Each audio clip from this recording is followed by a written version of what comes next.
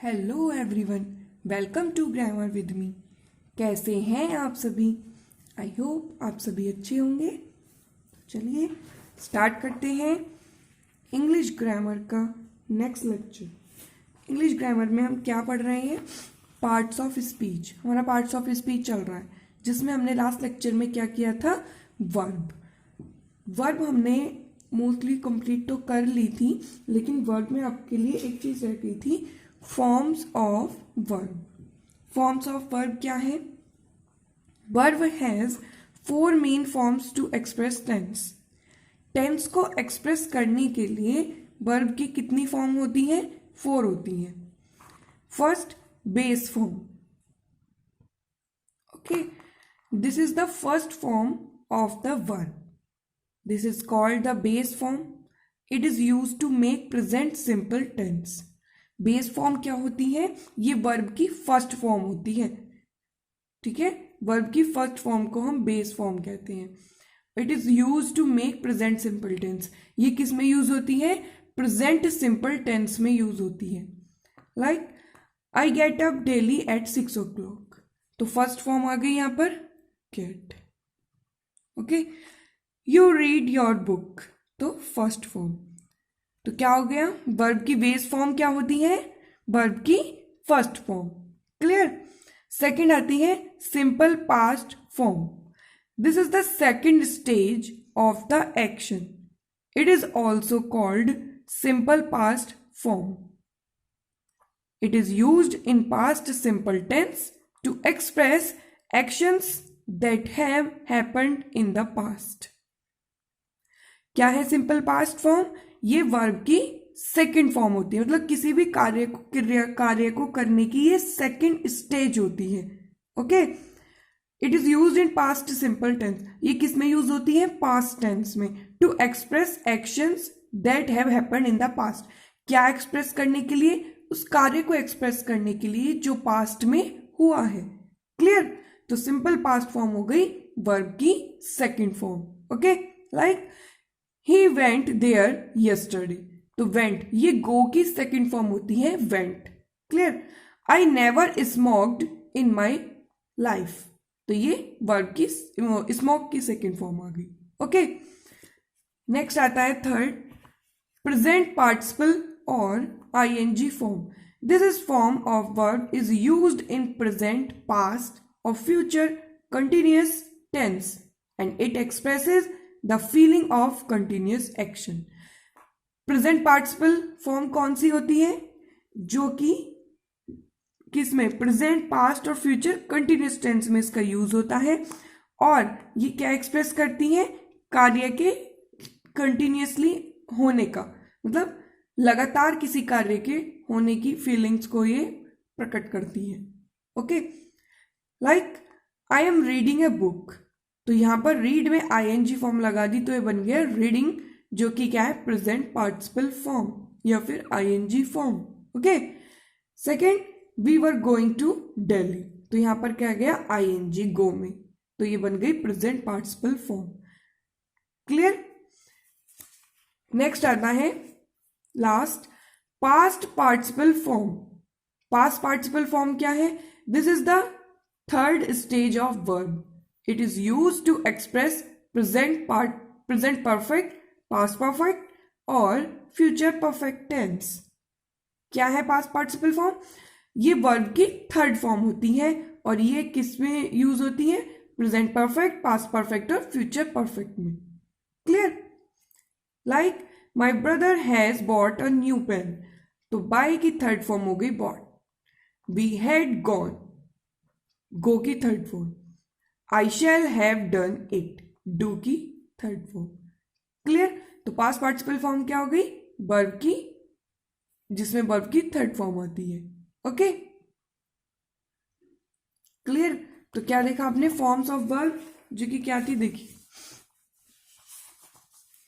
Verb की जो form है यहां पर हमें दिखाया, first form, second form, third form होती है और ing फॉर्म होती है.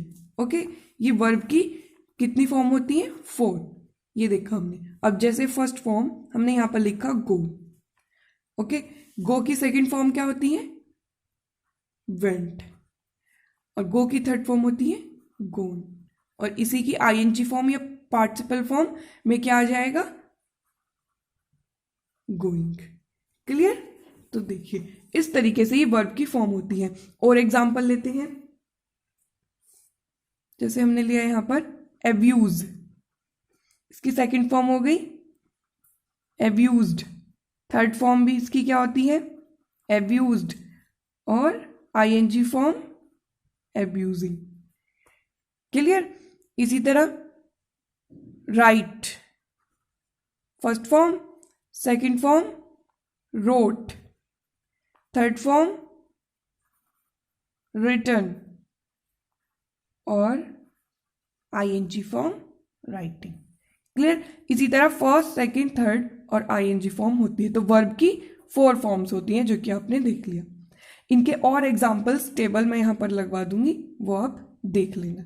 ठीक है, उनको एक बार रिवाइज कर लेना। अभी नेक्स्ट स्लाइड लगवा देती हूँ, आप उसको रिवाइज कर लेना, पढ़ लेना एक एक बार, और ये वर्ब्स जो हैं उनको याद कर लेना। तो 3 वर्ब की कितनी फॉर्म होती है? 4।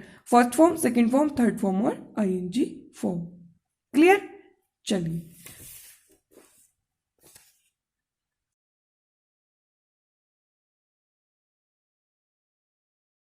ओके, वर्ब हो गया कंप्लीट। अब हम यहां पर करते हैं पार्ट्स ऑफ स्पीच में नेक्स्ट टॉपिक, जो कि है एडवर्ब। क्या है एडवर्ब?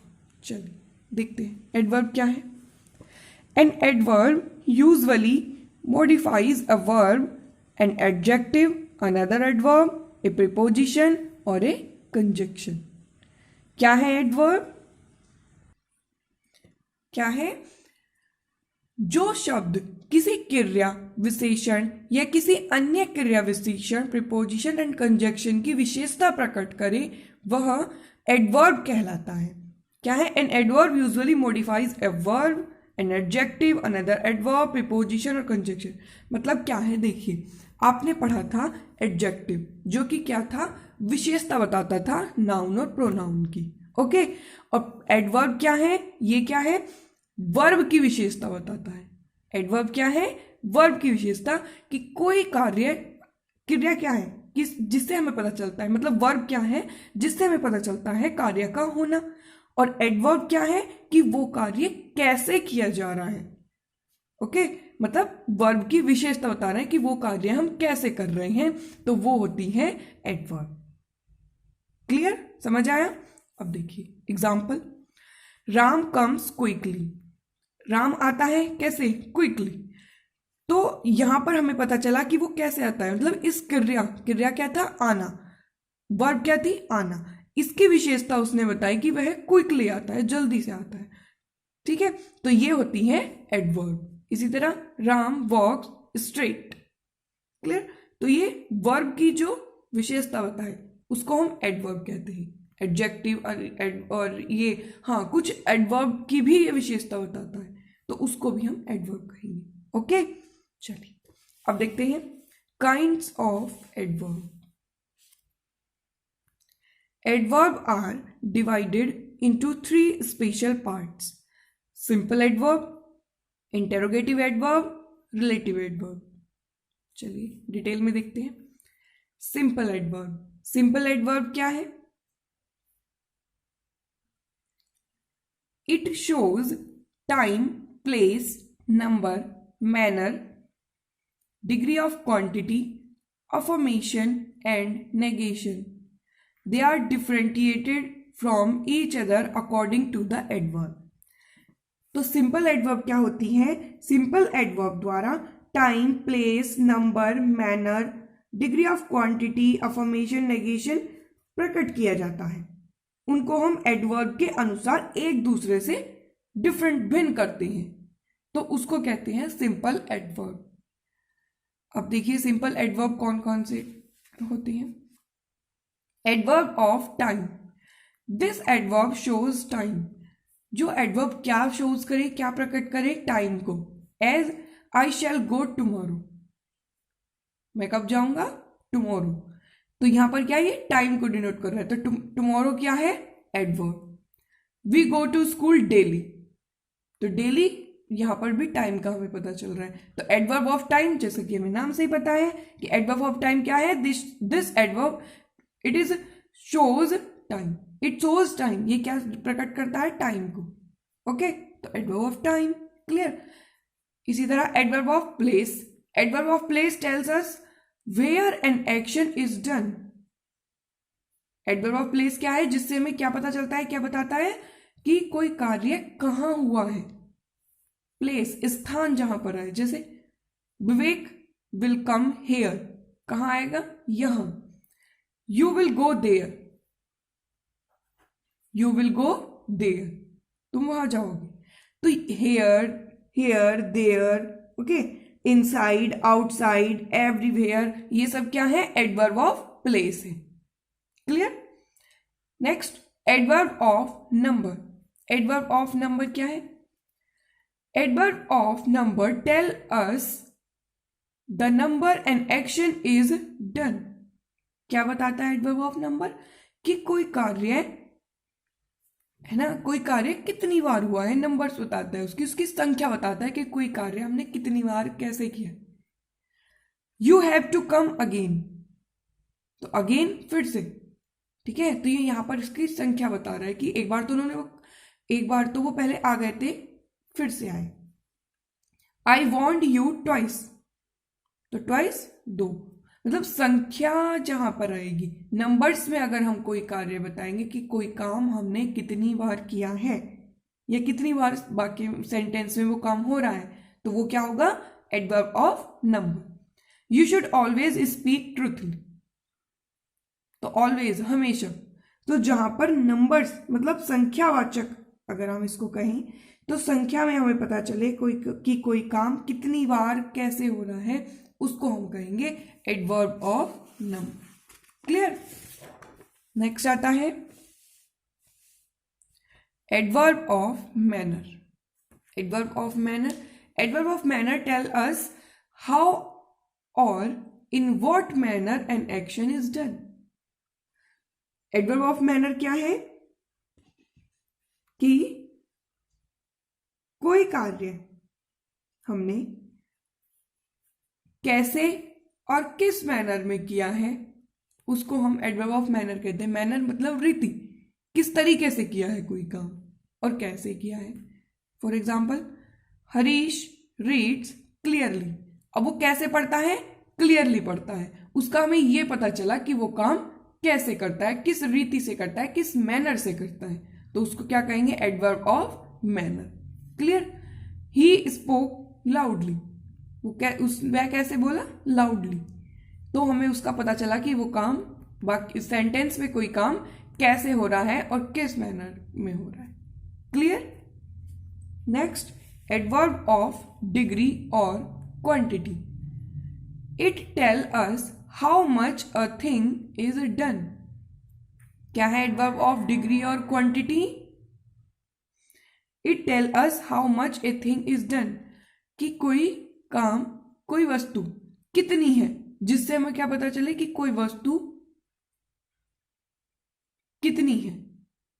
जैसे the lotus is very beautiful, lotus जो है वो कितना सुंदर है, वेरी बहुत सुंदर है।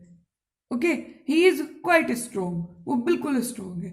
तो इस तरीके से एडवर्ब ऑफ डिग्री या फिर इसको क्वांटिटी कहेंगे, वो क्या होता है कि हाउ मच। हम या देखिए जो भी एग्जाम्पल होंगे एडवर्ब ऑफ डिग्री की, उस एग्जाम्पल में हम हाउ मच लगाकर देखेंगे। क्या लगाकर देखेंगे, हाउ मच। अगर हमें आंसर मिले तो वो होगा एडवर्ब ऑफ डिग्री। जैसे the lotus is very beautiful, how much beautiful, very. Okay, इस तरीके से। Next adverb of affirmation and negation, the word which confirms something is called adverb of affirmation and the word which negates something is adverb of negation। मतलब जिसमें affirmation का भाव हो वो affirmative और जिसमें negation का हो वो negative। देखिए he does not know me, तो यहाँ पर not क्या हो गया, negative, और he went far, तो ये simple sentence है, तो ये affirmative। ओके, तो ये थी क्या थी, सिंपल एडवर्ब जो कि हमने यहाँ पर देखी।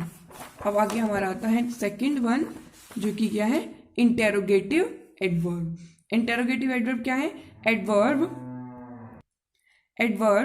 which are used to ask questions are called interrogative adverbs। वो एडवर्ब्स जिनसे हम क्वेश्चन पूछते हैं उनको हम इंटेरोगेटिव एडवर्ब कहते हैं।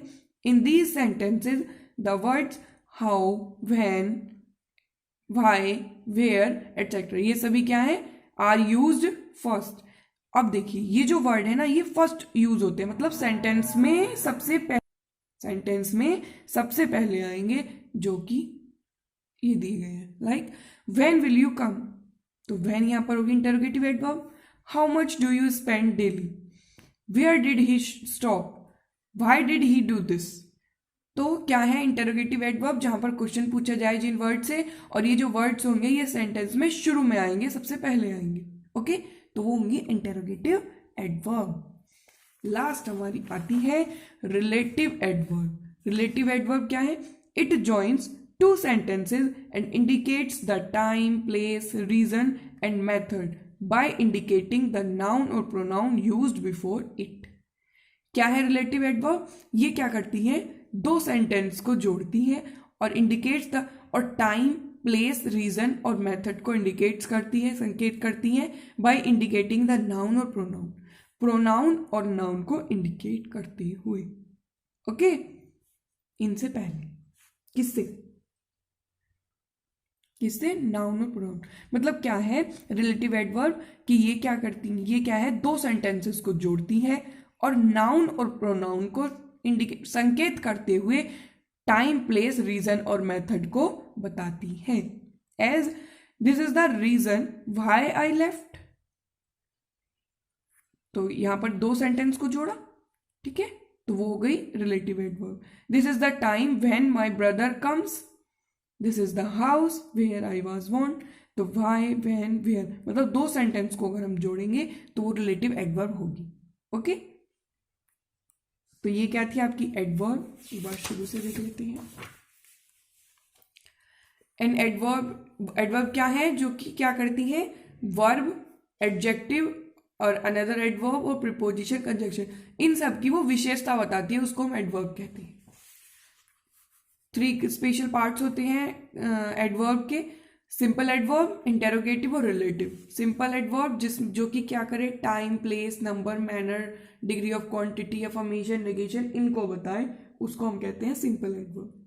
इसी में आते हैं एडवर्ब ऑफ टाइम, जो टाइम को बताए, एडवर्ब ऑफ प्लेस, जो प्लेस को डिनोट करे, एडवर्ब ऑफ नंबर, जो ये बताए कि कोई कार्य कितनी बार हो रहा है, एडवर्ब ऑफ मैनर, कि कोई काम कैसे और किस मैनर में हो रहा है, adverb of degree or quantity, जिसमें क्या है, हाउ मच, कोई थिंग कितनी बार हो, कितना है कुछ, एडवर्ब ऑफ अफर्मेशन, नेगेशन, इसमें सिंपल सेंटेंस और नेगेटिव सेंटेंस होंगे। ओके, नेक्स्ट इंटरोगेटिव एडवर्ब, जिसमें क्वेश्चन पूछा जाता है और ये जो वर्ड्स हैं ये सेंटेंस के शुरू में आते हैं, और रिलेटिव एडवर्ब जिसमें क्या है, दो सेंटेंस को जोड़े, ठीक है, और नाउन और प्रोनाउन को इंडिकेट करते हुए टाइम, प्लेस, रीजन और मेथड बताएं। क्लियर, तो ये क्या थी, एडवर्ब। तो इस तरह पार्ट्स ऑफ स्पीच में हमने आज किसको कंप्लीट कर लिया, एडवर्ब को। क्लियर, आई होप आपको अच्छे से समझ आया होगा, काफ़ी इजी था, कुछ भी हार्ड नहीं है। क्लियर, तो फिर अगर हाँ आपको फिर भी कोई पॉइंट या टॉपिक समझ में ना आया हो तो आप कमेंट करके पूछ सकते हैं। ओके, बस हमारे पार्ट्स ऑफ स्पीच में 2 ही टॉपिक बचे हैं, जो कि क्या है, प्रीपोजिशन और कंजक्शन। उनको हम नेक्स्ट लेक्चर्स में कर लेंगे। फिर हमारे नेक्स्ट शुरू होगा, चलिए देखते हैं नेक्स्ट हम क्या शुरू करेंगे, या तो टेंस करते हैं, हाँ इससे पहले भी हमारे आर्टिकल्स भी तो रह गए हैं, उनको करेंगे। ओके, तो चलिए मिलते हैं नेक्स्ट लेक्चर में।